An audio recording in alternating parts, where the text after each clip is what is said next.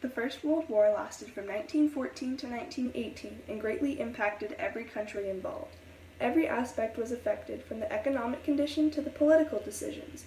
Economic and social conditions are often linked, and society heavily influences politics from individual policies all the way to entire political movements.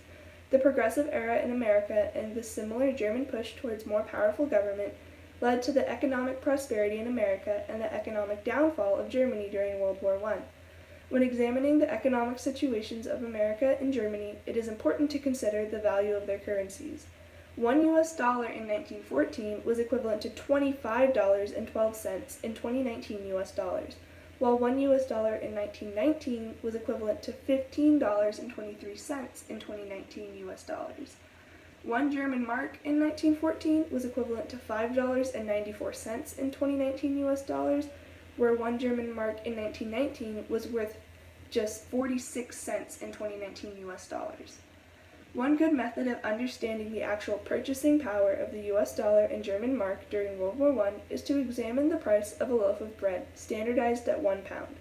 While this price grew in the US from 6 cents to 10 cents in US dollars from 1914 to 1919, the price of a loaf of bread in Germany doubled from being the equivalent of 13 cents to 26 cents in US dollars between 1914 and 1919. While both countries experienced inflation, the beginnings of hyperinflation that was seen in Germany was significantly worse, indicating a struggling economy. The health of a nation's economy is closely linked with much more than just trade. Government policies can be influenced by economic success or failure and even help to strengthen or weaken the economy. America and Germany, like many other countries in the early 20th century, experienced increases in the power of the government. In America, this period is known as the Progressive Era. An example of both governments increasing their power is in industry. During America's entry into World War I, the U.S. coal industry faced many logistical failures, and U.S. troops ended up with shortages of this much-needed fuel. Instead of waiting for the many companies within the coal industry to resolve their issues independently, the U.S. government nationalized the industry in an effort to unify and streamline the production for the war.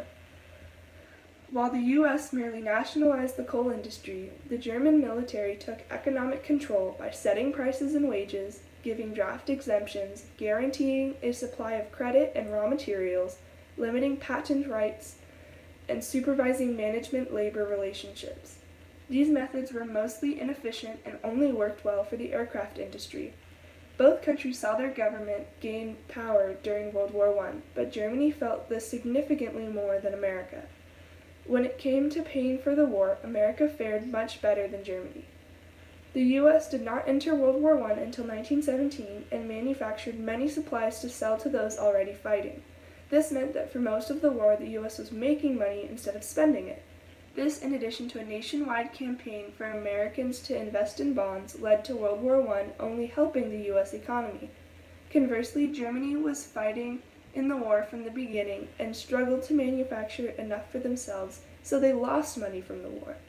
Taxes in Germany only ended up covering 8% of the cost of the war, so the rest was borrowed from banks and citizens, causing the national debt to rise from 5 billion to 156 billion marks from 1914 to 1918.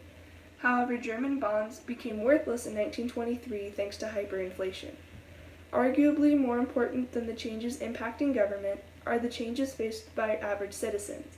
In America, World War I saw more women join the workforce while men were off fighting in the war. Additionally, most labor unions of the time supported the war and encouraged their workers to enlist.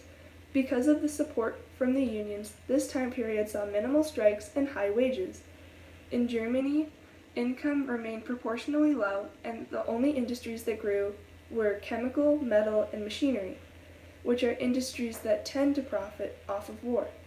Additionally, there were severe food shortages, causing morale to sink both at home and on the front lines for Germans. The widespread push for more powerful government in both Germany and America led to this desire being realized, admittedly way more in Germany than in America. Large governments require more funding, and in addition to the cost of World War I, puts a strain on the economy. America had a strong economy to begin with and a relatively easy time financing the war. Combined with a government that only partially embraced the desire for increased power, the U.S. and its citizens were able to avoid the devastating results faced by Germany and its citizens, who began with a weaker economy, faced a large debt from the war, and largely embraced the expensive policies of a larger government. Despite making somewhat similar political decisions, the U.S. and Germany experienced wildly different outcomes due to their financial situations.